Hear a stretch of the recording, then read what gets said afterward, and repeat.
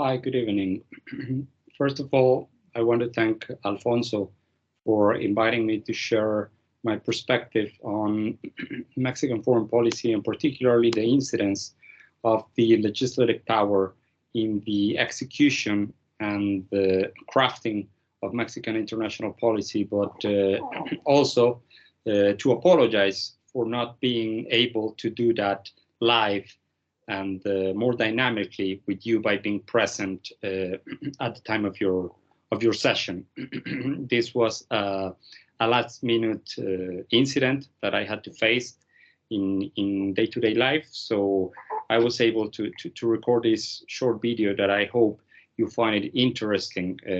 Obviously, I will remain open, and Alfonso can be the channel for you to submit any question or any comment to my presentation. I will be very glad to answer you in detail. And in the future, if circumstances allow us, to be present to discuss these or any other topics in the framework of your sessions with Alfonso.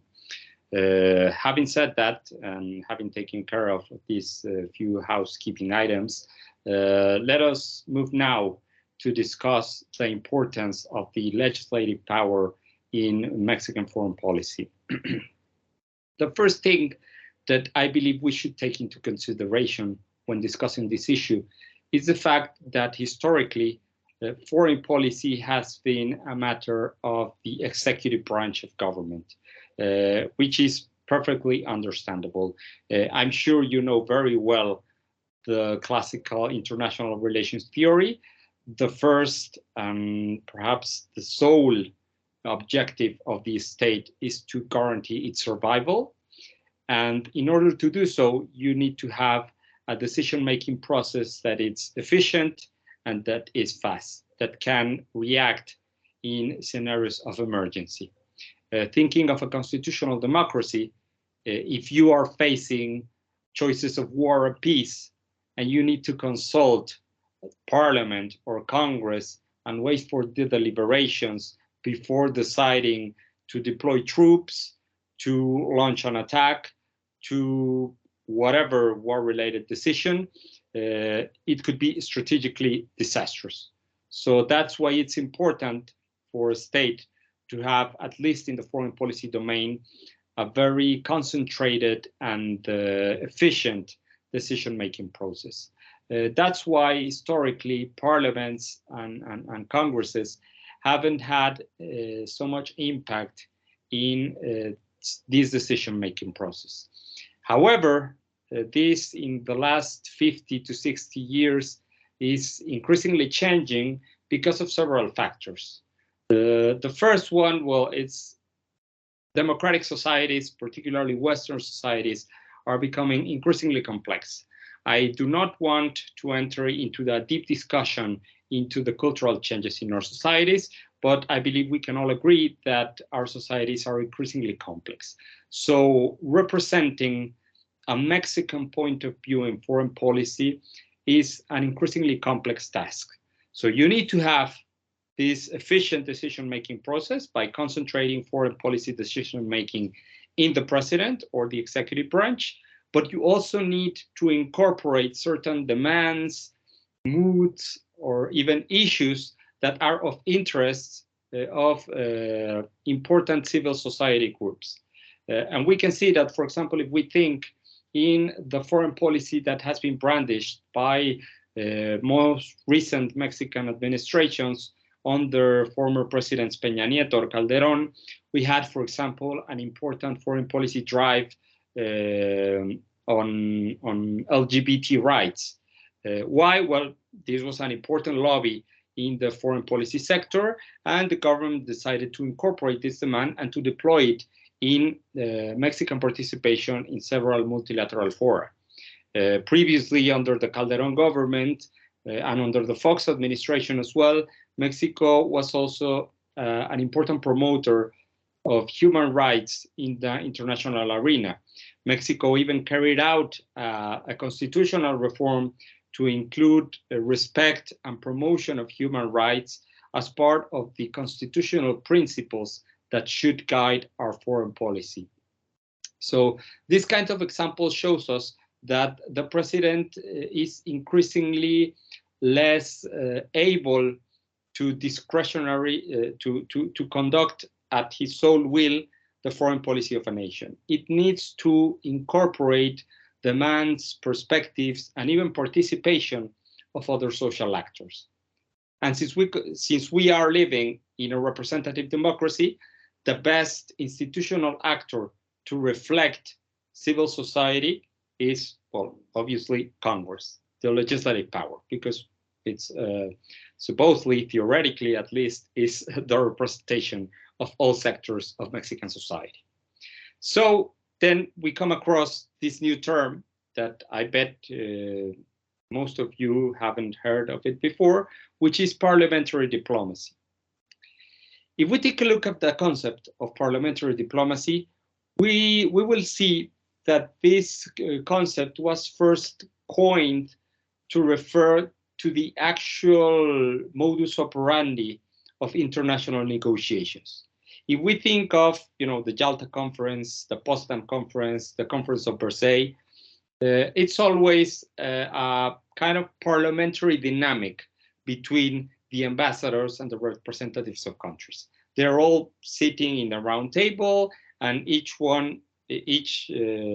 representative has his turn, and it exposes the needs and interests of its country, and then they discuss, they come to an agreement. So it's very similar to the process of crafting legislation. No? So that was the first time that the term of parliamentary diplomacy was coined. But in that case, we didn't actually see any direct involvement from parliaments. It was just representatives from the executive branches of government discussing among them in a parliamentary fashion. No?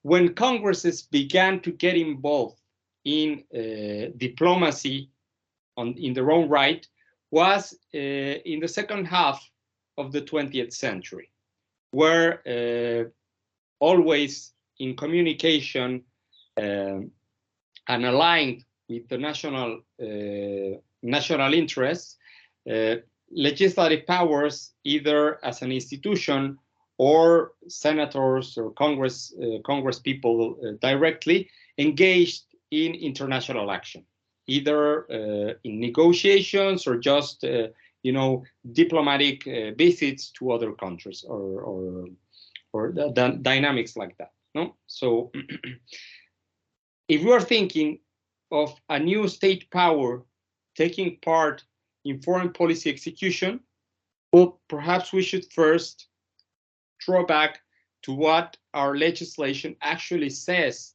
about Congress participating in foreign policy. Let us focus first on the case of Mexico.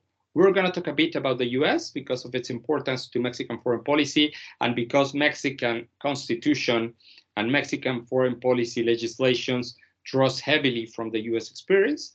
But first, let us speak and discuss briefly about what Mexican Congress, the Senate, and the Chamber of Deputies can actually do in terms of foreign policy.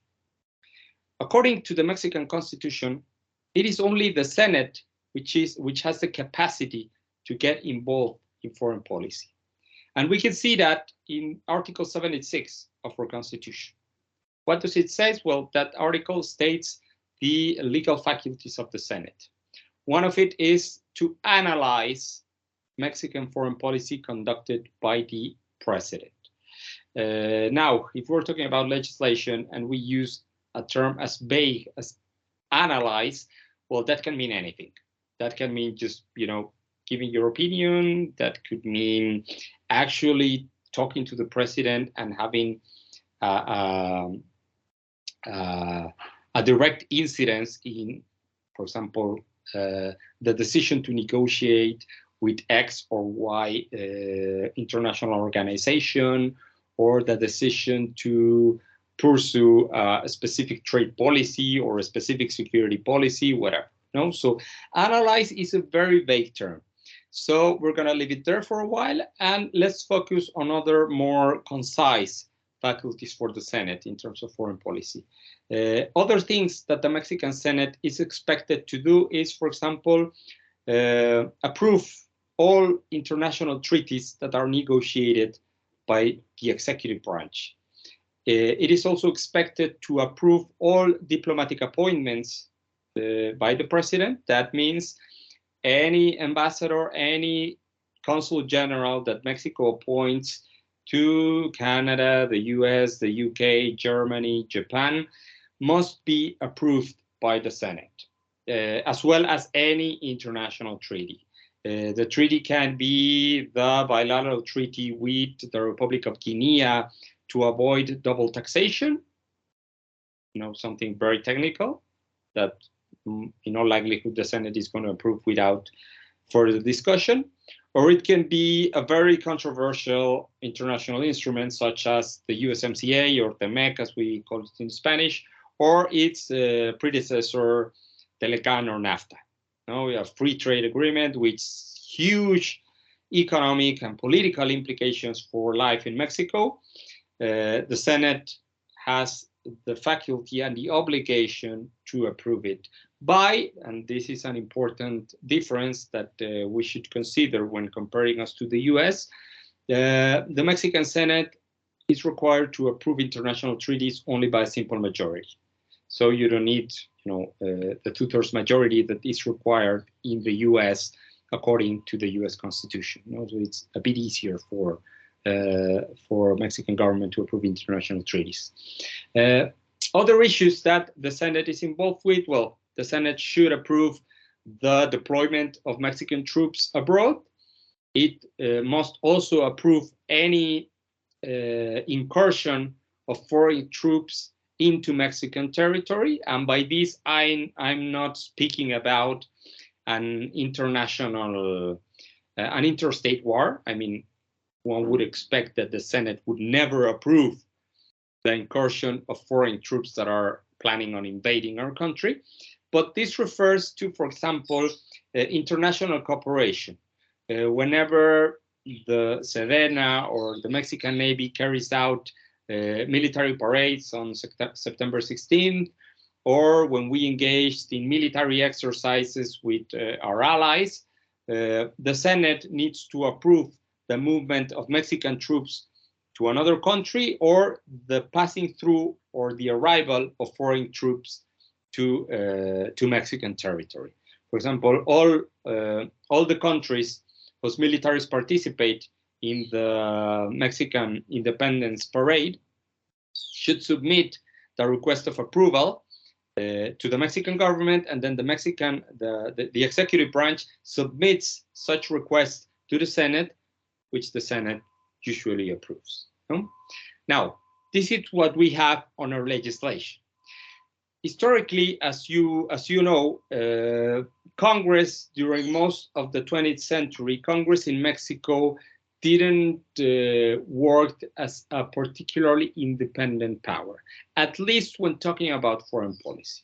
I do not want to build into this narrative of an all-powerful president, but when we are talking about foreign policy in Mexico during the 20th century, well, the Senate wasn't actually very interested in debating foreign policy at that time. So during much of the 20th century and during the hegemony of the PRI, the Senate was basically a rubber stamp for Mexican foreign policy. We do not have any instances of a treaty being rejected by the Senate or of a diplomatic appointment. In terms of treaties, actually the Senate has remained quite institutional even after the political transition in the late 90s and early 2000s. All of the treaties that have been submitted to the Senate for approval have been approved because, well, in the end, the Senate recognizes that the president has the legal and political prerogative of conducting the foreign policy. So, but there's been an increasing sense of interest and willingness from the Senate to analyze and follow closely international negotiations and trying to insert Congress's particular preoccupations on whatever matters are being negotiated. This has been particularly salient in the case of trade agreements. It is on trade agreements in which Congress has tried to have the most significant influence. No, but we'll get there. Let us get a bit back. We were talking about the actual practice of the Senate in terms of foreign policy. We said that all of the treaties that have been submitted to the Senate in Mexico have been approved without any issue. But for example, when discussing about diplomatic appointments, the president faces increasing difficulties to have all diplomatic appointments swiftly approved by the Senate. These appointments have increasingly become part of the intra-congressional political bargaining between the different parties represented in Congress. So we have the president wants whoever as the new ambassador to the US, but then the opposition parties claim that these people is just a friend of the president and that you should have a qualified people to represent Mexico and whatever. So it's increasingly difficult for presidents to, appoint whoever for diplomatic posts, at least for the importance. No, I mean, for example, if we're talking about the Mexican ambassador to Estonia, I think that would be just a political chip that can be delivered to whomever, and the Senate, likely would be able to approve that without any further deliberation. But when we're talking about, the embassies before the US, before Canada, before the European Union, before Japan, before China, those are going to have more congressional scrutiny, so to speak. So, well, we have these constitutional faculties of the legislative power into foreign policy crafting. Besides these constitutional faculties, Congresses have increasingly engaged in direct interactions with its similars in other countries.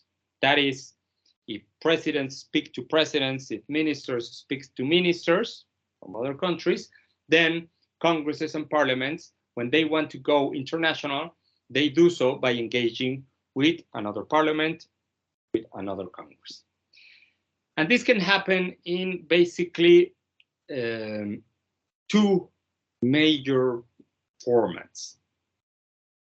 The first format of international relations for parliaments or Congress are what are known interparliamentary meetings or interparliamentary groups, which is basically each country's Congress has a delegation of, I mean, the number can be as short as one or as large as 60, 50, whatever.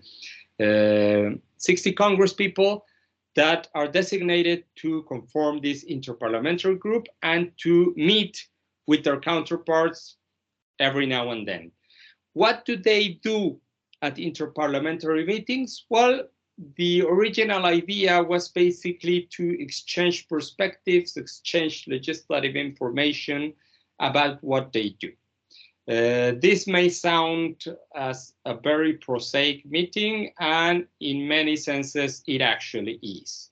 Interparliamentary meetings are basically just having senators from one country and senators from another country, or Congress people from one country and deputies from another country sit together and discuss about a previously set agenda of topics. There is no result that is enforceable. There is no communique that that is translated into a legal compromise, a legal commitment by any of the participants. So it's just talking talking with the deputy from the 3rd district from the state of Guerrero, talking about trade with the representative of Minnesota's 42nd congressional district in the US. No? And at that point, one could wonder, well, what on earth are the congressional representative from Minnesota is going to speak with the deputy from Guerrero? What good can come from an exchange like that? Well, truth be told, it actually has a lot of potential. And I'm going to put a specific example to show you the potential of these exchanges.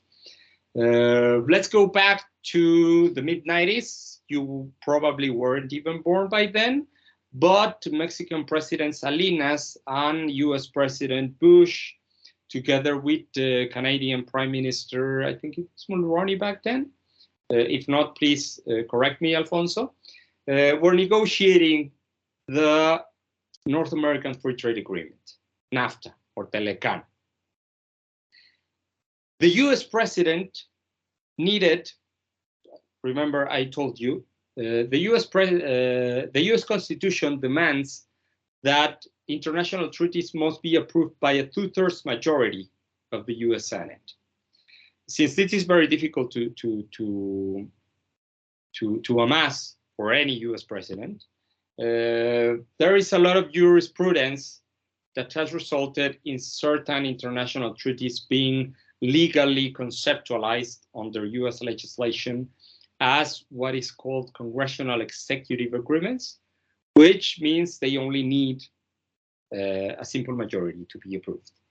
And that is the case for all trade agreements. Trade being a very controversial issue for domestic US politics, then, US presidents saw that if they wanted to sign and have trade deals passed by the Senate, they need to find a formula to not abide by this 2/3 majority requirement of the US Constitution. No? So, well, having said this, important contextual information, let us get back to our example. We're in the middle of in the early 90s, Mexico, the US, and Canada are negotiating this trade deal, which is immensely controversial in the US, well, in all of 3 countries, but particularly in the US. The 1994 presidential campaign, one of the big issues in the US was the congressional approval of NAFTA. Some candidates were claiming that, jobs in the US were going to become scarce because all factories were moving to Mexico. You get the idea. You've heard that discourse for a while as well today. So we had this major issue. A bigger issue was that, Salinas was negotiating with the executive branch. He was negotiating with Clinton, with the US Trade Representative, with the Secretary of Commerce. So the negotiations were all at the executive level. But you depended on 435 representatives and 100 senators to have your trade deal approved in the end. And what's important, I don't recall the exact figure, but once I saw that the lawmakers in the US Congress at the time, as I said, I don't have the exact figure, but somewhere around 75% of those members of Congress had never traveled abroad from the US. They didn't even had passports. That is, their understanding of the world was deeply provincial. Here in Mexico, we usually think of the US people as highly cultivated and cosmopolitan, but in fact is that they're quite provincial. And if any one of you has had the chance to talk to an average US citizen or even an average US official from the federal government, their mentality, their political rationality is quite provincial. And when thinking about international relations or other countries, their views are based on very gross stereotypes. Now, this is true even today. Now imagine in the early 90s. How was Mexico represented to the large US public historically, and even today? As a backward country, perhaps in the 1990s, some US congressmen even thought that there weren't cars in Mexico, that we still travel over burros, and that we lived in pyramids. And, it's totally possible that the congressman from the 42nd district in Minnesota in 1991, when they told him we're negotiating a trade deal with Mexico, that he thought, well, what are we going to trade with Mexico?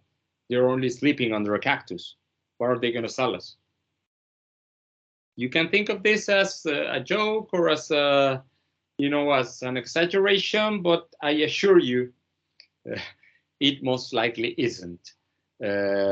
So you needed this kind of people that thought of Mexico in these ways to approve your deal. You need to talk to them. That's where the potential of parliamentary diplomacy comes into play.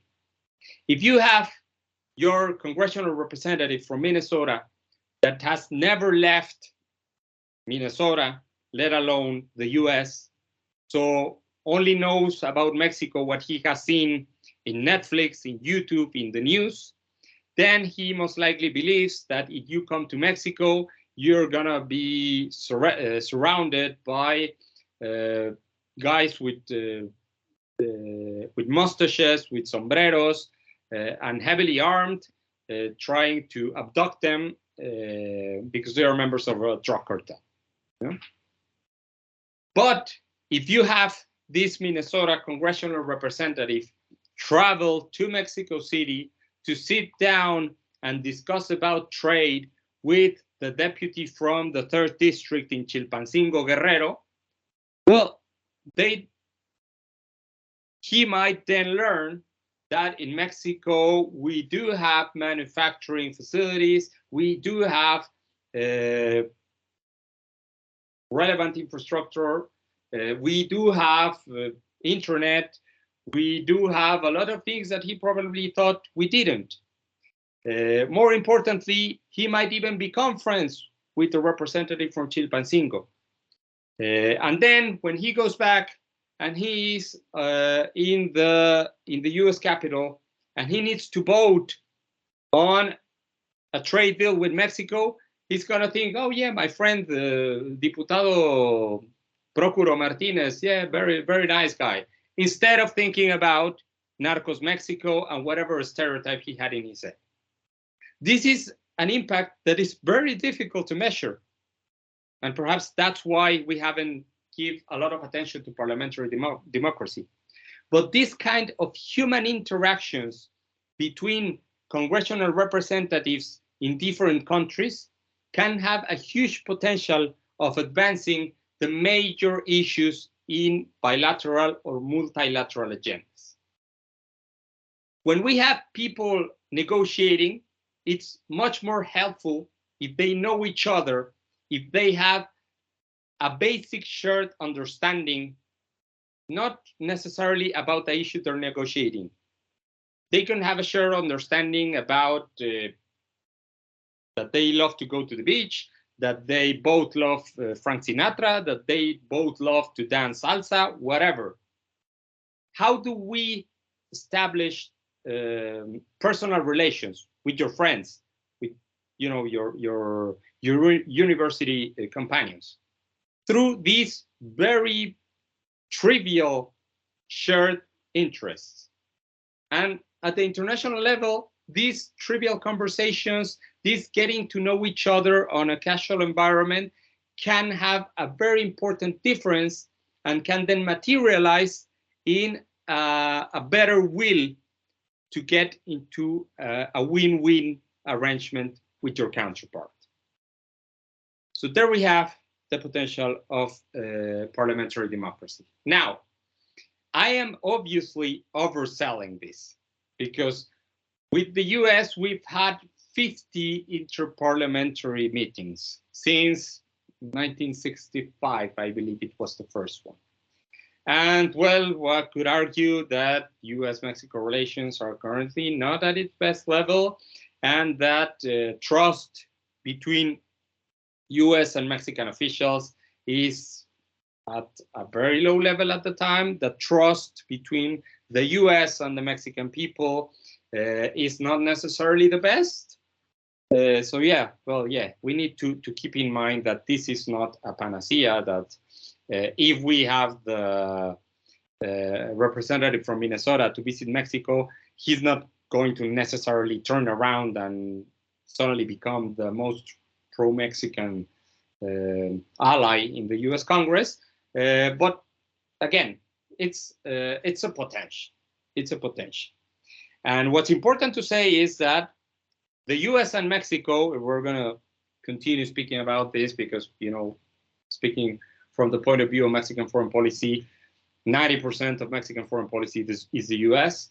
When we think about the history of parliamentary relations between the US and Mexico, since 1965 until 2015, 2016, we almost had a yearly interparliamentary gathering between Mexican and US congresspeople.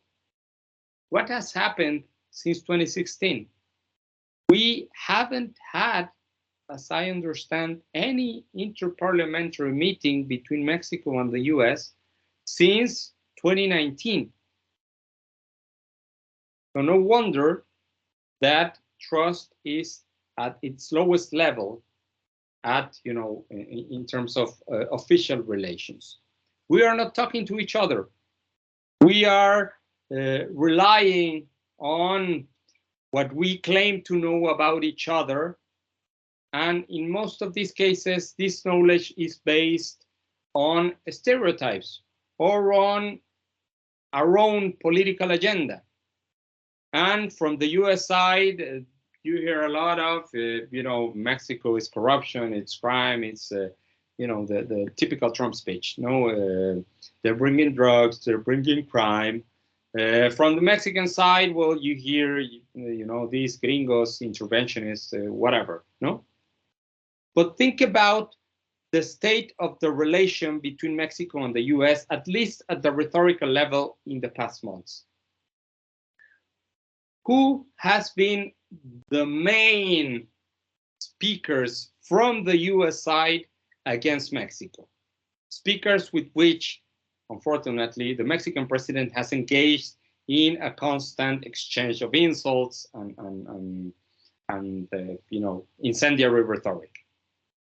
These are US Congress people. We had Lindsey Graham, the US Senator from Kentucky, talking about drug cartels and claiming that the US should brand them as terrorist organizations. We had a Texas representative from the whatever district in Texas calling for the US military to unilaterally act in Mexican territory against the cartels.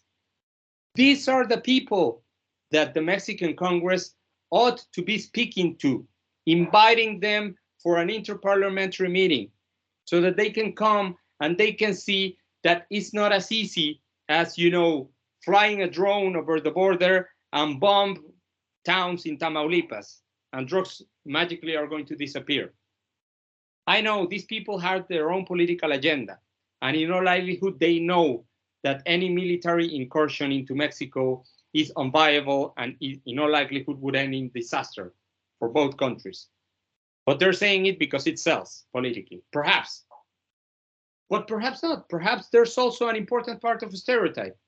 And if we are not able, from the legislative power, to speak to these people and to let them know that Mexico and the US do not only have differing agendas or differing interests, but they also have many issues in which they can coincide and work together, well, perhaps we would be a little better off. I wouldn't say that things would work perfectly, but perhaps would be a little better off.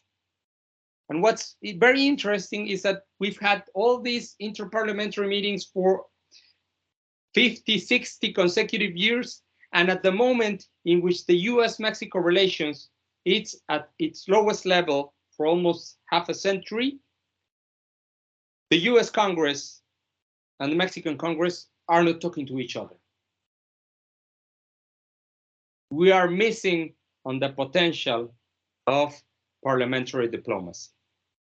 Now, just a thought to close this presentation. You might say, well, this potential, how much can it actually bring into the table of Mexican foreign policy? Well, we should be aware that its potential at some point can be also limited. In many cases, interparliamentary meetings are only opportunities for lawmakers to, make a trip on the account of taxpayers' money.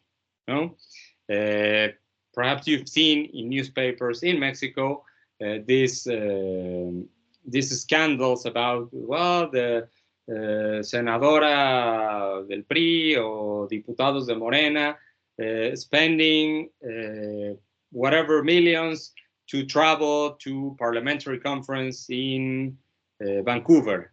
And you have the pictures of the diputados, the senadores, in a very fancy boat in the Vancouver Bay. And well, you have a political narrative and all this paraphernalia of corruption, and that's it. And in many cases, to be honest, having worked for 5 years at the Center for International Studies at the Senate, I can confirm that in many cases, this is actually the case. That Mexican senators, do not think that this is limited to Mexico. I had the opportunity to interact with Congress people and parliamentary members from several countries in the Americas and even in Europe, and many of them engaged in these parliamentary delegations just to have their vacation trips paid for by their taxpayers. We had a lot of very even funny anecdotes of us as supporting personnel trying to find European parliamentaries that were supposed to arrive to Mexico for a parliamentary conference, and we were chasing them at the airport. Well, not personally me, but colleagues from me were chasing them at the airport, only to find that they only came to Mexico City's airport to take a flight to Cancun and never set a foot on the parliamentary event. No, so well, this happens. This happens, and as I say, this is not limited to Mexico. We Mexicans aren't the only ones that engage in corruption, and we are not the only ones that squander the opportunities to take advantage of the potential that I've just described you about parliamentary diplomacy. But I would only leave you with this final reflection and discussion about the current state of the US-Mexico relations and what could the legislative powers could actually bring into the table to improve the level of engagement and the level of trust between these two peoples. If we are not talking at the official executive level, or if we are talking with mutual distrust, and we are not even talking at the informal legislative level, but it's going to be very difficult that decision makers are going to be able to increase that very needed trust to advance the bilateral agenda. And again, I'm talking about just the US, but the same could be said about, for example, Canada and the issue with this almost a decade in which they imposed the visa requirement to Mexican nationals. the discussions at the parliamentary levels were actually important in bringing the Canadian Parliament and the Canadian government to eventually take off the visa requirement. I wouldn't go as far as to say that it was the Mexican Congress which convinced the Canadian Parliament to do so, but they had a play on that. And I actually saw that with my own eyes when we traveled to Ottawa for the parliamentary meeting in, it was 2014, which was, I believe, a year or two before the lifting of this requirement. Well, the European Union, we do have a Mexico-EU parliamentary forum. We can engage, instead of having the president writing a letter to the European Parliament calling them borregos, we could have a talk between the Mexican Congress and the EU Parliament and perhaps sort out some of these issues that shouldn't be escalating to the paper headlines in such embarrassing manners. So, well, there you go.